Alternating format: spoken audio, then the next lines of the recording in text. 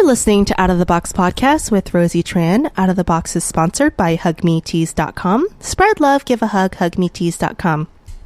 Guys, I am so excited about all the new people going on our SoundCloud and clicking on the follow button, but I want more followers. iTunes is doing great. SoundCloud is, Stitcher's doing great, but SoundCloud, we need new followers. So if you have a SoundCloud account, go on soundcloud.com/outoftheboxpodcast and click on the follow button. I appreciate all of the listens, but what I would appreciate even more is a follow. So that helps us out a lot. And as always, if you enjoy us, go on iTunes.com and look up Out of the Box Podcast and leave a positive review. That makes us very, very happy. I'm here today with a very funny comedian. He is originally from Utah and Virginia. Virginia. DC area. Yeah. But he's Muslim and Palestinian. He was in a really fun documentary called The Muslims Are Coming, and also is a part of the Axis of Evil comedy tour. Aron Kader. Aron, how are you? Yeah. All right. How do you end up in Utah? Or is that the gringo side? Yeah, my mom's side is like Mormon Utah. But my dad's Palestinian side also immigrated to the U.S. and somehow ended up there. It's kind of a long story, but so both my parents did grow up in Utah. And the Palestinian, my dad grew up like Palestinian Muslim on a farm in the 40s and 50s in Provo, Utah. And only a couple of them married Muslim. Everybody else went the other way, either married a Mormon. That's the only thing that was around. And it was the 60s as well when my parents met. So, he was, back then immigrants probably wanted to assimilate, I think, and were more proud that is to be more, American. I think more that it's different. I have a lot of friends who are Mexican, and growing up in that time, they were taught, don't speak Spanish. You want to be, Right. assimilated. And now there's a lot of, Chicano pride with, speak Spanish. Yeah. So I think things can alter. And for me, my parents were very psycho about learning Vietnamese because they had this fear of us losing our culture. Right. Yeah. But it's good to be bilingual. I wish my parents had taught What is it? Farsi or Arabic? Arabic? Yeah. Arabic. So my dad's Palestinian. His family is all from Jerusalem, and then my mom's side is all like pioneer Mormons, like way back with the Brigham Young pioneers, like for real. So it's like really religious people on both sides of the family. So growing up with very not conflicting, but different religions, and growing up with a lot of religiosity, did you see a lot of hypocrisy in it? Usually people that grow up in what you're telling me are atheist. Yeah, actually, my parents are now atheists. Okay. I called it, right? Yeah, especially my mom.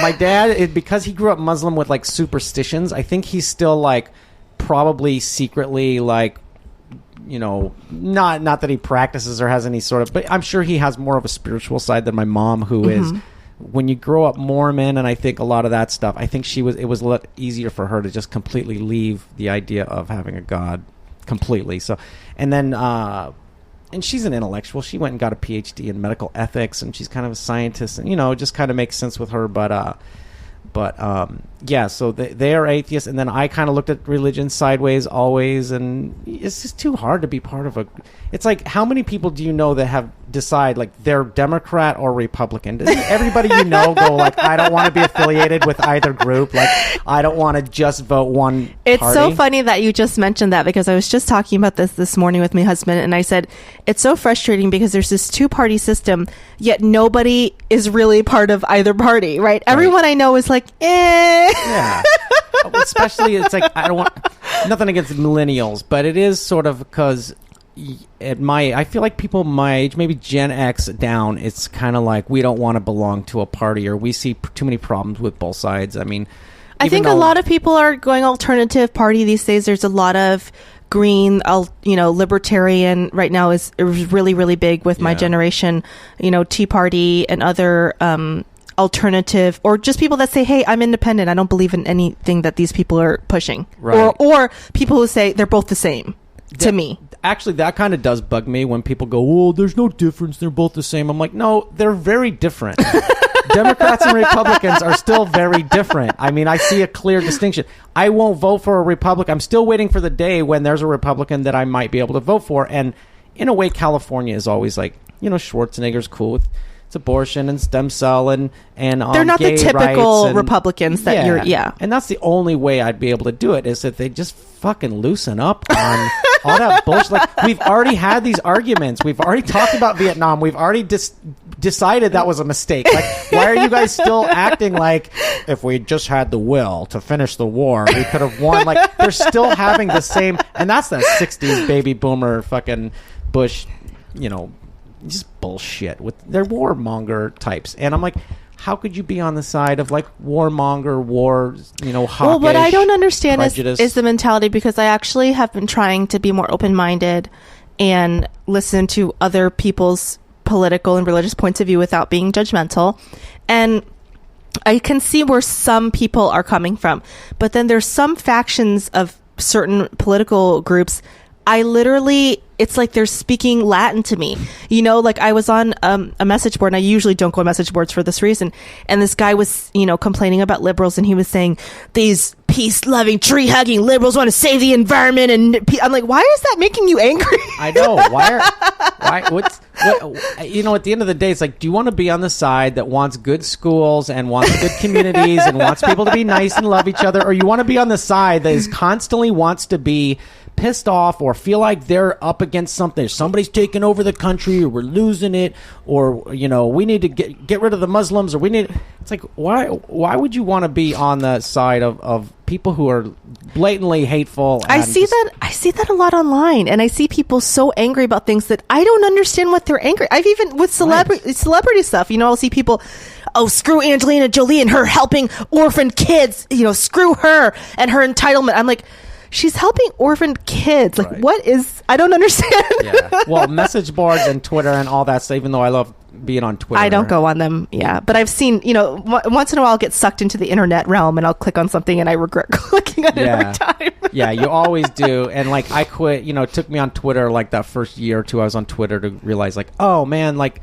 There's some hateful fucking motherfuckers. And they just cannot be online. I mean, those are places where cowards go to just feel like they're anonymous and they feel powerful. Yeah, exactly. So like once you get that, then you stop being offended. You don't feel like you need to respond to everything, and you just sort of ignore it. But sometimes my finger twitches. Like someone will, I have one Twitter hater that loves to send me these really mean tweets, and my finger twitches like, oh, I should respond. And then I'm like, no, what is it going to do? Nothing. What is it going to do? I know, but it is good practice for comics, because it's like, how can you come up with something that's not just honestly reactionary kind of prick, like just being a prick back? You still have to be funny, or you still have to find a way to have it be like, that doesn't bother me. And that's part of being a comic, really, And I think you have to learn how to genuinely not let it bother you. Like a lot of comics are like, oh, that doesn't bother me, and it totally bothers them.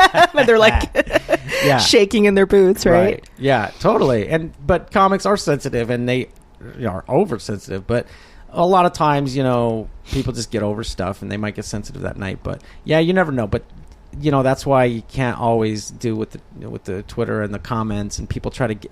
But the point is, is a large amount of people that are just trying to say the meanest, stupidest, most racist, shit.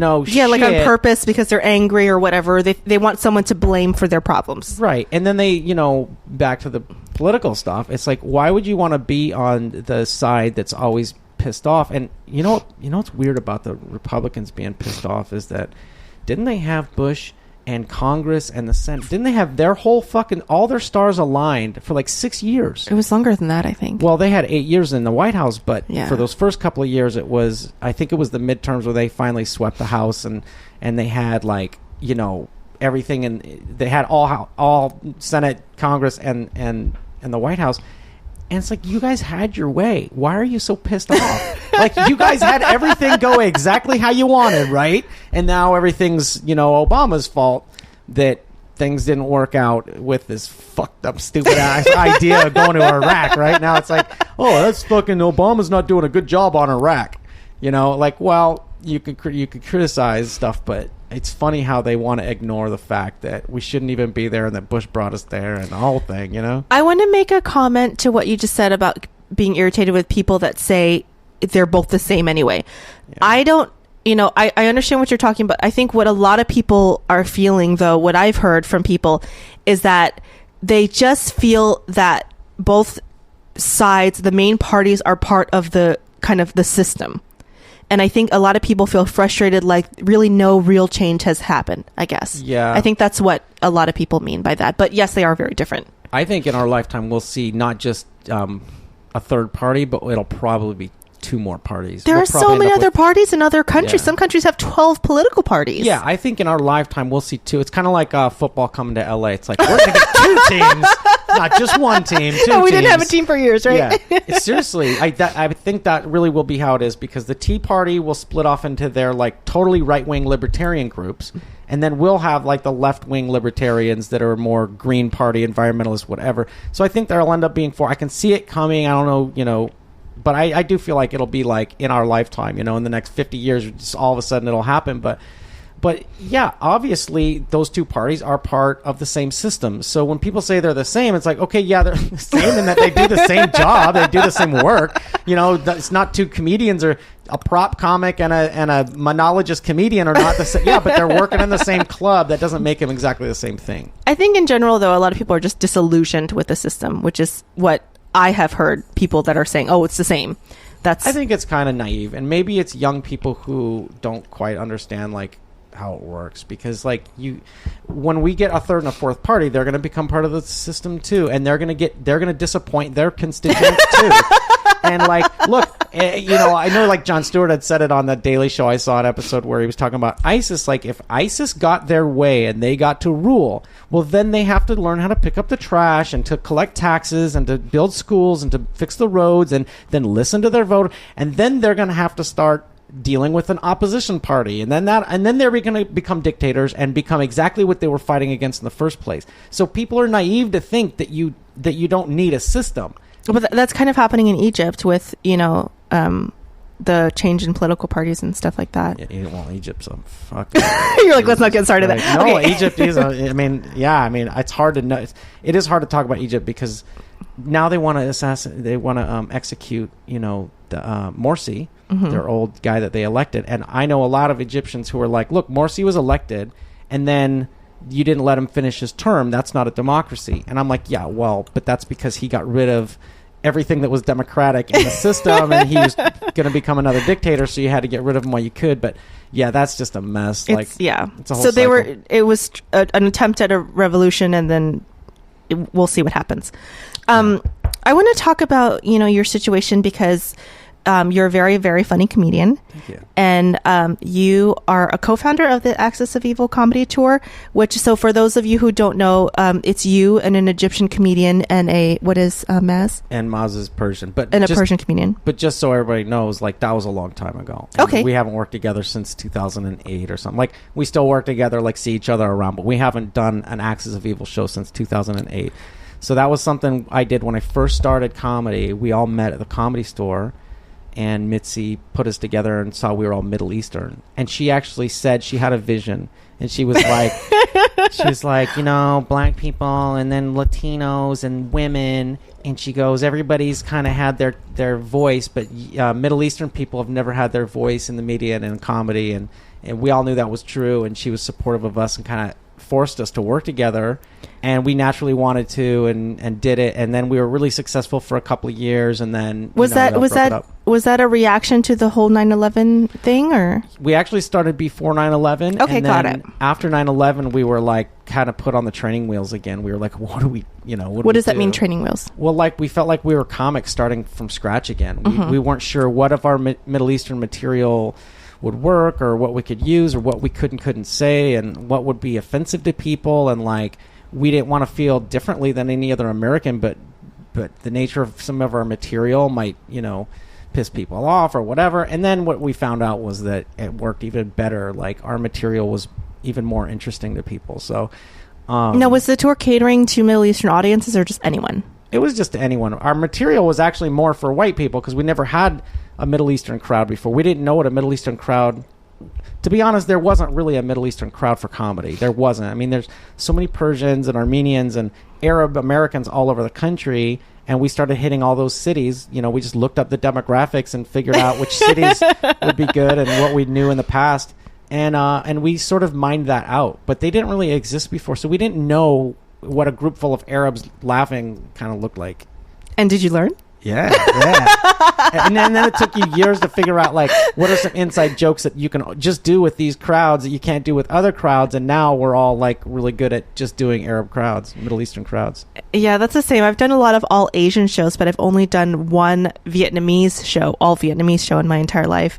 And there was so many inside jokes that I had always wanted to do, but I never had the chance. Right. Because I felt like no one would know what I was talking about. See, the Asian crowds are not, every time I'm on stage and I want to go through the rounds of, like, where's the Koreans and where's this group and where's that group, and, like, Asians are not really represented. There's actually more Arabs and Armenians and Persians and some Middle Eastern people. There's always one or two, but there's not always an Asian. It's weird. There is, and Asians are, I don't know if Middle Easterners are like this, but Asians are really weird because there's many different subsets of Asians within Asians. True. There's Asians who are very Americanized and consider themselves American.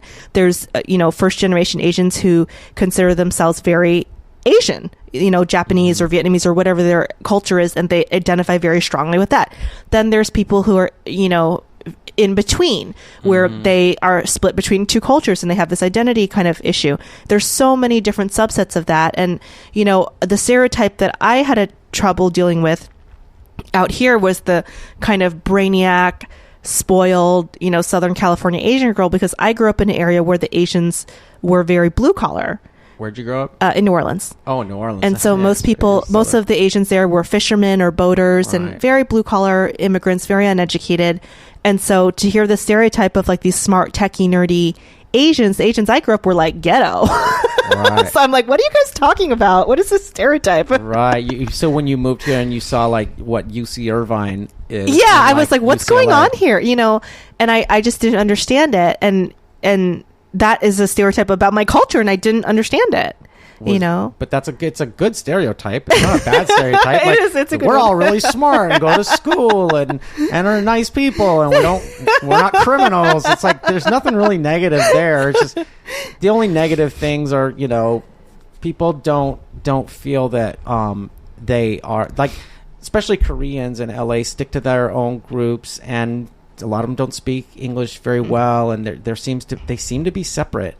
And that's across the board, I think, with Asians in general, is that they like to separate themselves quite a bit. LA is also, like, a totally different melting pot, because it's like there's so many kind of Tiger Woods-ish ethnicities here where you're like, you're Filipino and you're Thai and you're this and you're that. It's very mixed. And Mexican. The Mexicans and the Filipinos, I guess, got together back in the 60s when they were all migrant workers together. So then there's a lot of, crossing there. And then, but Koreans don't really cross. They kind of keep to themselves. They do. They're very, they tend to stick together like sticky rice. Yeah, they do. But they don't represent themselves in the media or just in general at the comedy clubs. Like, they're catered to. I remember at one point Bobby Lee was the only Asian American on a network television show. And like, I guess Sandra Oh on like Grey's Anatomy or something. But when you actually look at what's going on, you're like, yeah, they're consumers. Yeah. And you can see them on commercials and on this and that, but they almost don't represent themselves. They don't, and I know Dr. Ken is having a lot of issues with that as well, because some people are saying he's portraying a negative stereotype of Asian men. So there's this whole, and I like Dr. Ken, he's a friend of mine, but a lot of people, there's a lot of judgment, very strong judgment in the Asian community in entertainment, and I think that holds us back. And I experience that. I'll do all Asian shows where sometimes I'll get so much love, and then sometimes I can see them judging me because I'm not what they think is a good stereotype of an Asian woman. What's negative about what Ken has done? I don't get it. Why would they? I don't either. I guess there's a lot of criticism of him because they're saying that he is playing, against his ethnicity. I'm not sure. I don't know what the criticism is, because I love Ken. I think he's doing a great job. Because he'll do like an accent. Yeah, because he does accents, and that's supposedly demeaning or what? Who knows? I don't know. Yeah, I guess so. I don't know. I just don't think it's like. I don't think that the negative on that is that bad. Well, and in certain ways, you kind of don't have the choice until you're a really, really big star. Right. Every audition I go to, they're like, can you do an accent? Right. Totally. So if someone were to say, well, Rosie Tran is just degrading Asian women, I'm like, that's what's written in the script, and I can either work or not work. Yeah, but I do feel like Asians are almost like separate from all this identity crisis bullshit that, like, Arabs and Muslims and black people and that, because and Latin too. I definitely feel like Asians have sort of been like, hey, we don't have the identity crisis that you guys have. We've been around a little longer. Like, we're pretty secure with ourselves. We go to school and we're just nice people. There's not an internal struggle about what your group is to yourself. I think there's not a lot of negative projection from the quote unquote mainstream.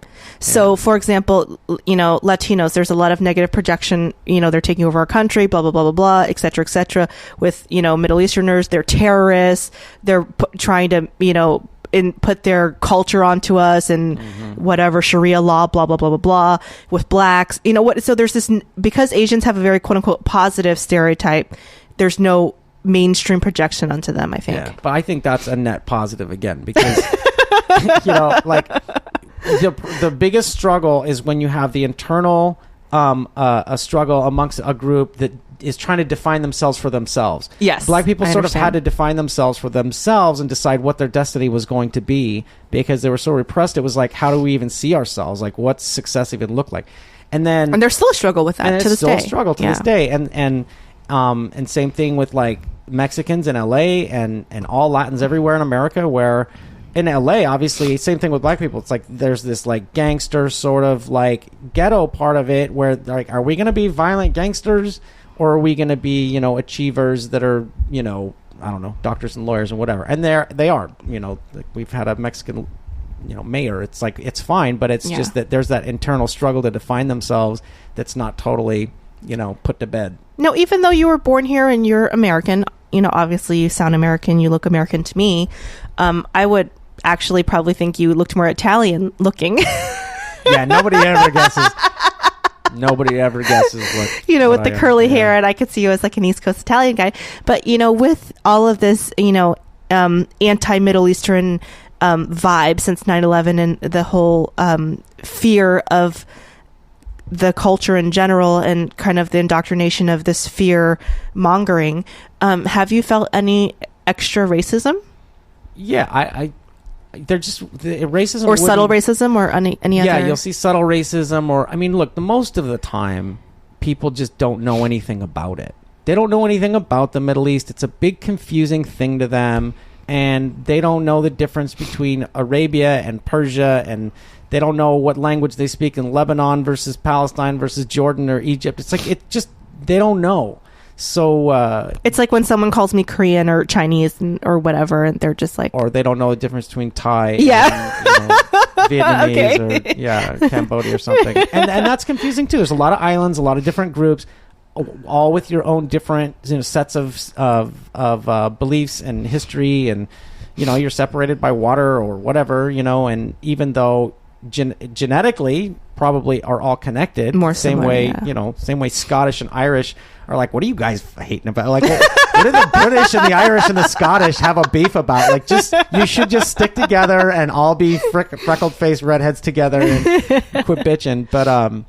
But yeah, Arabs are like, there's this brotherhood with Arabs, but then there's the different religions, and there's so many different groups, and Iraq, especially in Lebanon and places like that, where there's like 17, 18, 20 different like ethnic groups, and they're a lot of them Christian, not Muslim. So there's that. But and some people don't know that, even though Jerusalem is, even though Jesus came from Jerusalem, and all this Christianity is based in that area. A lot of people don't know that.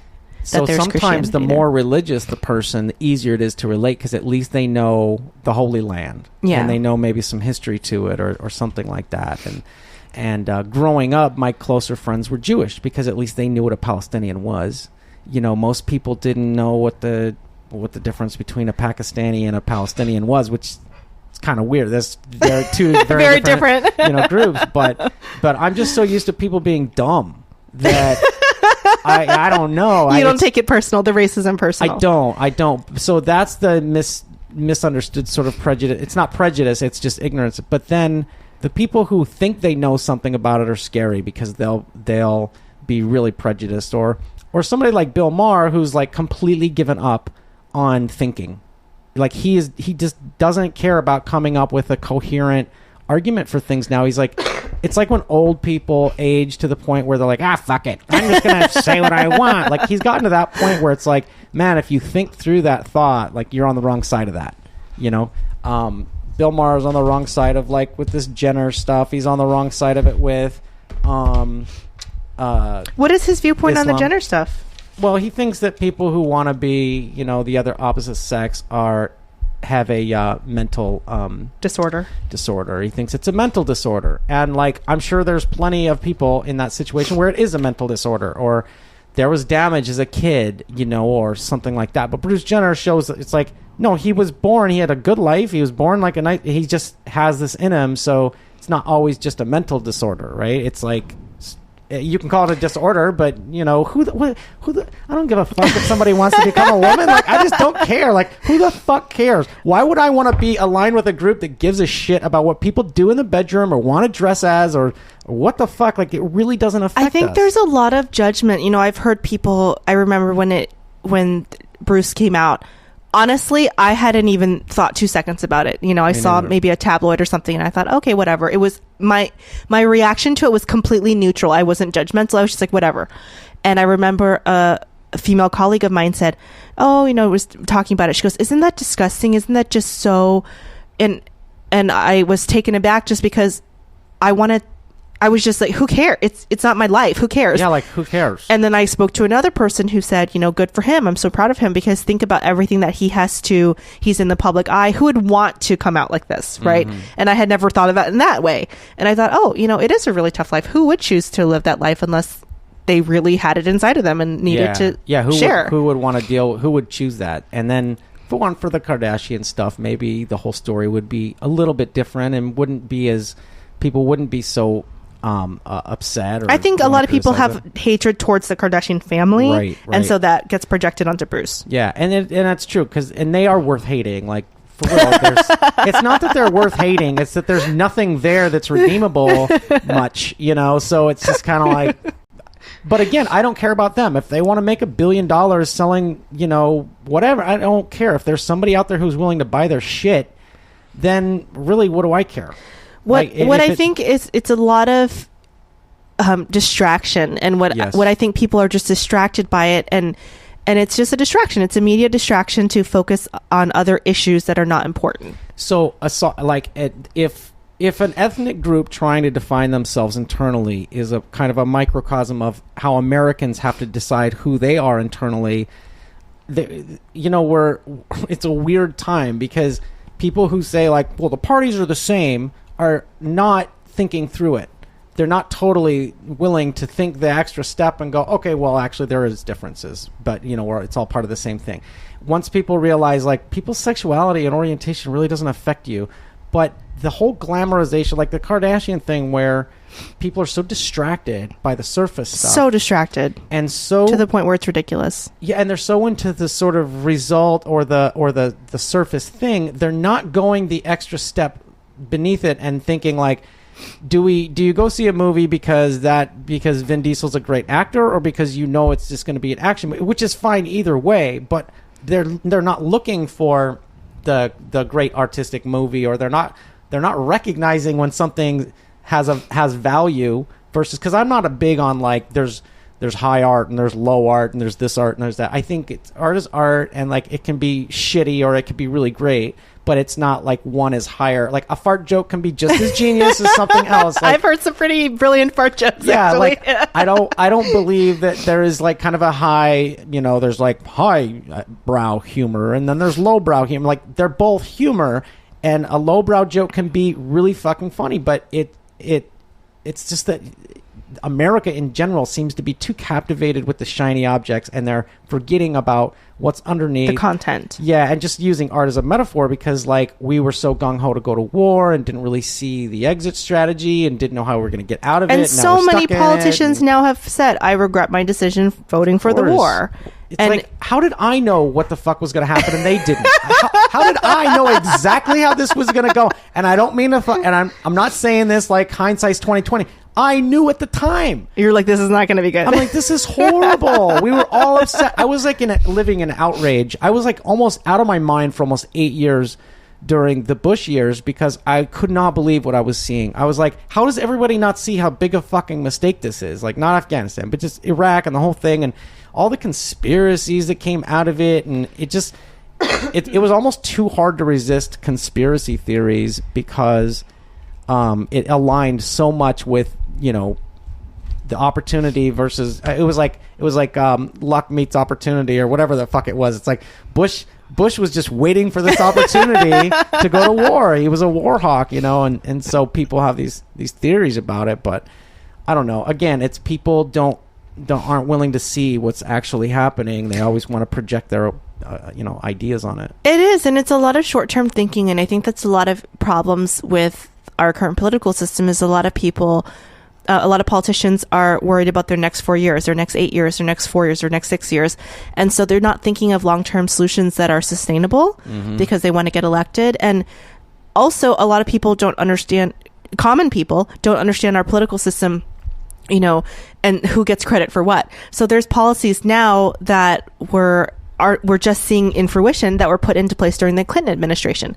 So then other people get credit for those policies that take years and years and years to implement. Right. And people are not, they're too ADD. It's like reality TV. That's what it is. They don't understand how it happens in real time, not movie time or sitcom time. Like, it takes like a couple years for stuff to get done. Yeah, like if they hadn't held up the healthcare, we'd probably be a little bit further along. But at the same time, like, this is a huge deal. Like, this is overhauling the entire fucking system that's been messed up for like 40 years. Yeah, so like it's gonna take time, and there's gonna be a lot of hiccups, and it's gonna be complicated, and it's not gonna be easy for now. But like, when our kids get there, it's gonna be way simple. It's gonna be, this next generation is gonna be like, oh, I just have it. You just sign up for it. It's just, that's the way it is. It becomes a regular thing. But you hope, right? But I hate when people say, like, we tried it and it didn't work. It's like, no, we didn't really try it. Yeah. Let something fail. But again, you go back to Republicans, they're like denial. They're in denial. Like, they think that the Reagan stuff worked. They think that trickle-down economics worked. Where it's like, it's proven it doesn't work. We proved it. Like, how much more proof do you need to see that idea didn't work? It failed. We tried it and it failed. But I don't like when they act like, or with Palestinians, they go, Israelis will be like, land for peace, we did that, it didn't work. It's like, you never implemented it. You signed it on a piece of paper and you agreed to it, but you never actually implemented it. And then they killed Rabin, and then then Netanyahu came in, and then shit went haywire, and they never actually gave land for peace. They actually, if anything, have taken more land and not given more land. And so it's denialism. Let's talk about that, because you obviously have some ground to speak about this. You're Palestinian. I feel very uncomfortable as a person to talk about this, because there seems to be this idea that if you're criticizing the Israeli policy, that you're anti-Semitic. Right. And this is literally one of the most ludicrous things I've ever heard of, because obviously American political system, many people criticize, and that doesn't mean you're criticizing the American people. Right. That just means that you're not happy with what the government is doing. Yeah. I've asked a few friends of mine that are like, it's white guys. White guys. Yeah, they're just, like, just regular white guys. Some of my white friends. But they're politically active, like they're politically aware guys. And I'm like, well, what do you think most people think? I'm like, how come people aren't sort of more outraged with Israel and not more angry with Israel, and don't understand why we have to have this relationship with Israel where we just have to do whatever they want us to do? Like, and he goes, to be honest with you, people don't care. They don't give a shit. And they're not happy with Israel. And he's like, they don't care about it. Like, if we didn't have a relationship with Israel, they wouldn't care. And I'm like, it kind of made me feel better, that kind of apathy, where they're like, they don't really care if we have a special relationship with Israel. And I really think that it's hurt us in the long run. Not only that, but I don't think it would have hurt us in the long run if Israel hadn't acted like such pricks the last, 20 years. Like, we could have been, well, longer than 20 years, but the last 20 years have been their worst. I think a lot of people are attached to Israel being Jewish. There's a lot of stories I've heard recently. There was some Jewish Israelis who are for peace, some young kids, and they said, we really want peace, we really want things to work out, and their entire family said, you're turning your back on your culture. They were disowned by their parents. Right. How dare you? Fuck Palestine, this and that. And I think it's that that fear. And what I don't understand is, you know, a lot of times people are attacked for supporting Palestine, saying that they're anti-Semitic.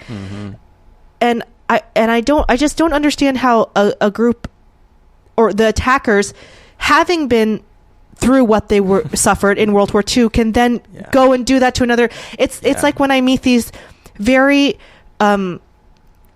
anti-gay Black people who say, well, it's not the same thing as civil rights. They just don't deserve. It's sick. I'm like, but you had that happen to you. Like, I don't understand.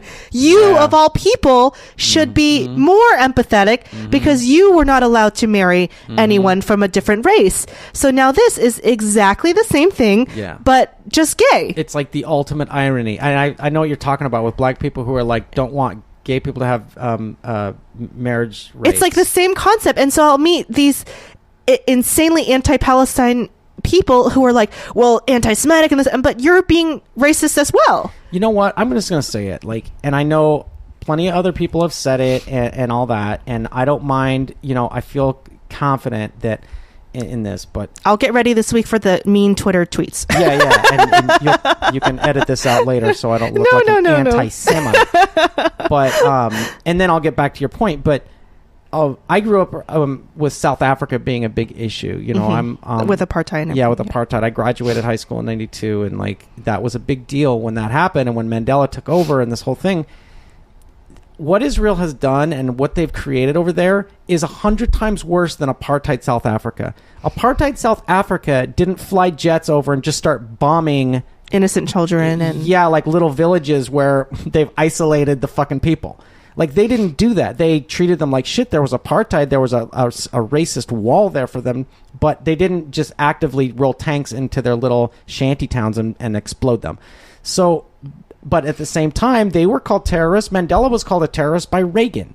You know, so I think a lot of people confuse the greater sort of extremist Muslim with what's going on in Palestine, because there have been Palestinian groups that have committed terrorist acts, you know, in certain, you know, parts of Europe, but not really on the Al-Qaeda. It's not the same thing. Like, Hamas and Hezbollah has never carried out a terrorist attack outside of their region. Ever. Like, ever. They're literally just fighting over one issue.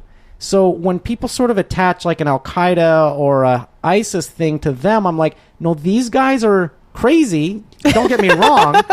They're fucking nuts, and I can't align myself with them, but I can see how they're different than an ISIS or an Al-Qaeda who's actually crazy and wants to take us back to the 14th century, like the whole world. Yeah. Whereas Hamas and Hezbollah and, I don't know, basically just those two groups are like, no, we just want representation, and we want sovereignty, we want self-determination, we want freedom, we want civil rights, we want, you know, access to our own ports and to, you know, our own future. Like, we can't be under the thumb of Israel or in Hezbollah. The Lebanese government internally was like, doesn't like the Shia, you know, the Shiites. So there's that whole thing. But anyway, back to the whole point of like an ethnic group that's been victimized for a long time ends up being like just like they need Dr. Phil. They're damaged. They're damaged people.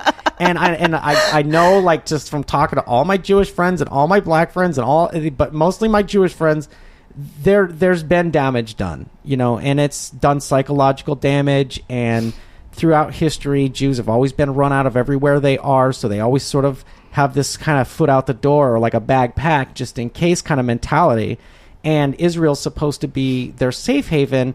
And look, they have a connection to that land. If there's only two groups that really have a connection to that land, and it's the Jewish people and the others, which are Palestinians. And when they try to deny that other group, it's just unfair, because it's too historic. It goes back too far. Obviously, Jewish people have the strongest connection to that land, but that doesn't mean that they can go back and act like Romans in the fucking, you know, 2nd century. It's stupid. And also, I think that there's a lot of living from the past, which doesn't serve anyone. You know, I don't think that Asians have the best mindset when it comes to that, because we like to sweep everything on the rug and let's not talk about it and let's forget about it. That is an extreme. But also, let's keep talking about it over and over and over and over and over and over again. That doesn't solve anything either. Right. And I noticed that a lot. And, you know, Vietnamese people, there was, I think, 3 million Vietnamese killed in the Vietnam War. I have every right, just as anyone else, to be angry and pissed off and have a chip on my shoulder, but that's not going to fix anything. Right. And so I think that a lot of, when I hear people talking about slavery, I get very frustrated because, we can't fix that. That already happened. It's over. But we can fix going forward. And what's going on right now is there's actually modern day slavery. There's, sexual trafficking. There's other things that are going on now. And us harping about things that happened 100 years ago, 50 years ago, it's not going to fix the problem. Well, yeah, that's a problem because, like, on one hand, you can't change the past. But on the other hand, and you're from New Orleans, there's like, people are still whitewashing and like revising the past. They don't want to admit.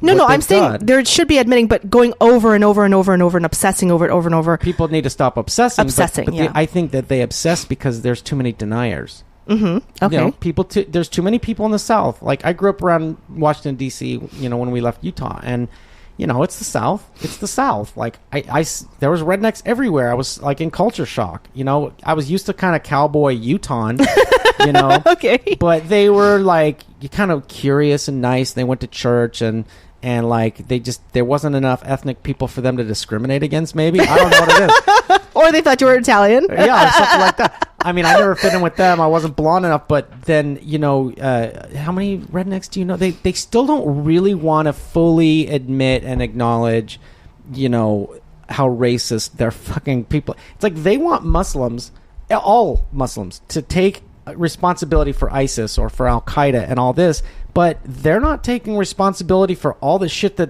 their people are responsible for. And they really hate to be accused of being racist, and they hate being thrown in that category of, well, we were the oppressors, and they all want to say, well, that was a long time ago and we don't need to talk about it and harp on it.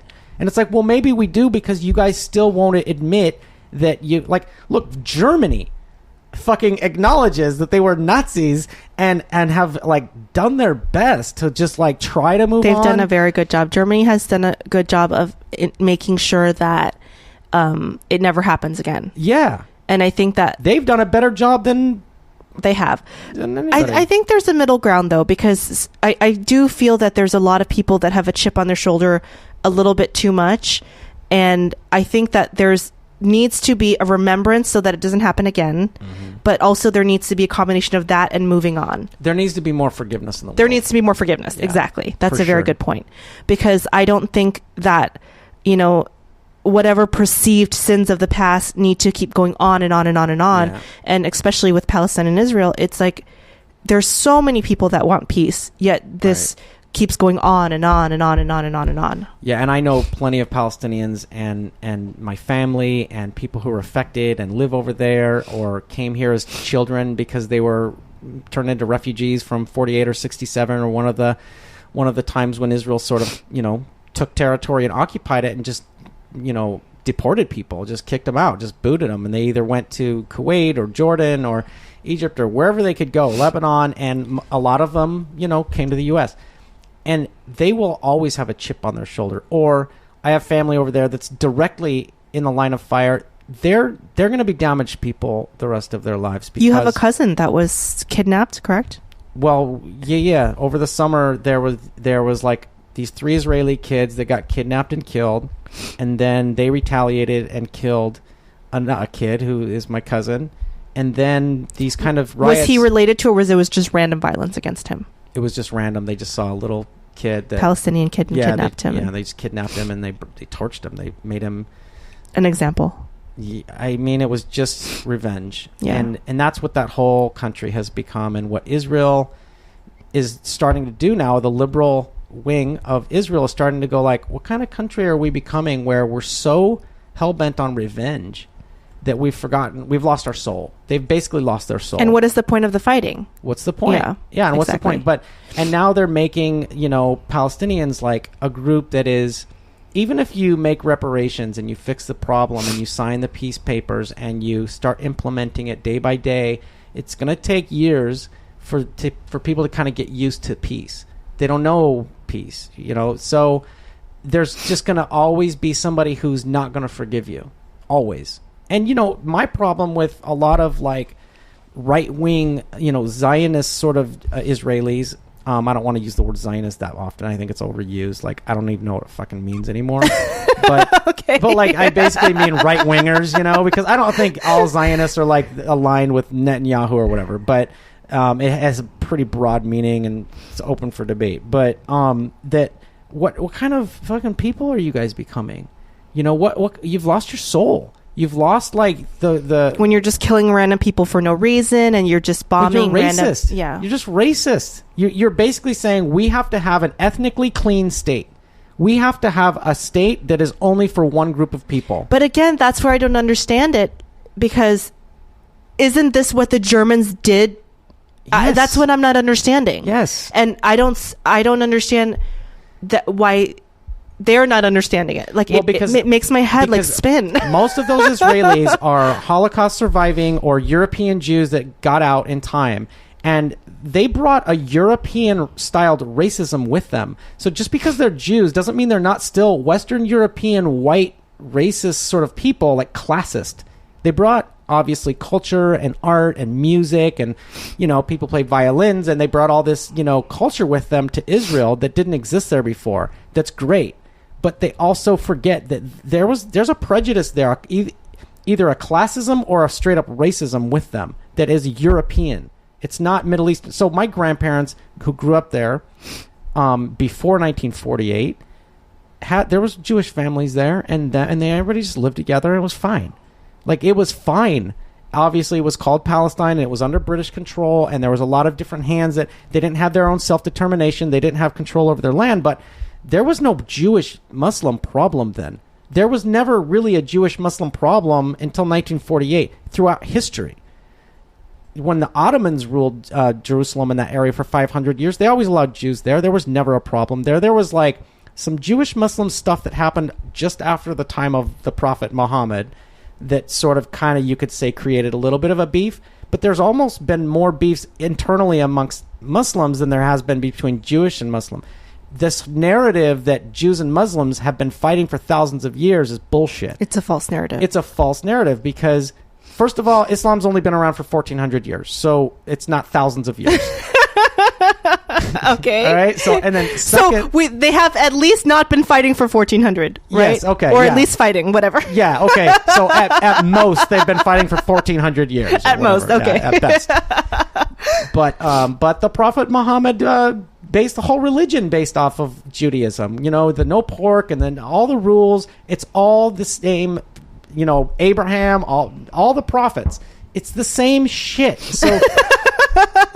So to say that Jews and Muslims, they're actually more alike with each other. It's like, okay, you ever been to New Orleans and seen like a redneck and like, not a redneck, but just like a Southern white guy and a Southern black guy who have more in common with each other than someone from the East Coast. Yes. Yes. You know what I'm saying? Like what Israelis and Palestinians need to realize is they now have more in common with each other and are more the same culture now than they've ever been. And it'll happen. Like, you'll never convince me that peace is impossible. People are always like, it'll never happen. Like, look, it's going to happen at some point. Maybe not now. Maybe not. People are going to get tired.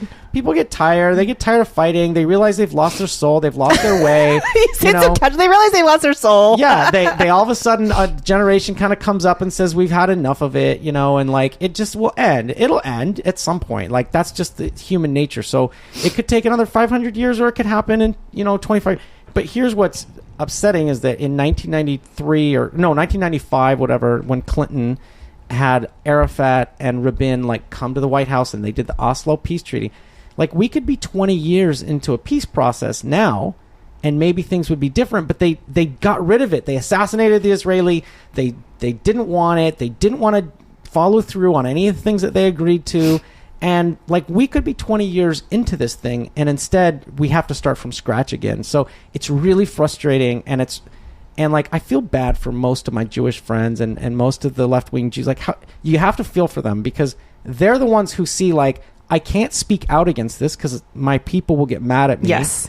And I can't. But I don't agree with it. I don't agree with it, but I won't say anything about it because I don't want to get shamed or get called a self-hating Jew or get, there's a lot of pressure. Like, inside Israel, they can oppose each other. There's a lot of infighting there. But in America, Jews are so afraid to say anything that looks like they're and I've seen flipping. that, and that's what I was talking about, where they were talking about that on NPR, and I've heard stories of young Jews saying this is ridiculous, and their entire family disowning them and saying how dare you not support the Jewish cause, and they're like, I don't agree with this. I can't agree with this. And look, morally, a lot of people have been compared to Nazis since the Nazis, but nobody's the Nazis. But there's, you know what I mean? Nobody's Hitler. Nobody's the Nazis but the Nazis. Yeah, like nobody's the Nazis but the Nazis. But there is sort of this, like, you have to have a monolithic view of Israel. Like, there's these Jews who go, like, you have to have this view of Israel, and if you don't fit it into that, then you're selling us out, or you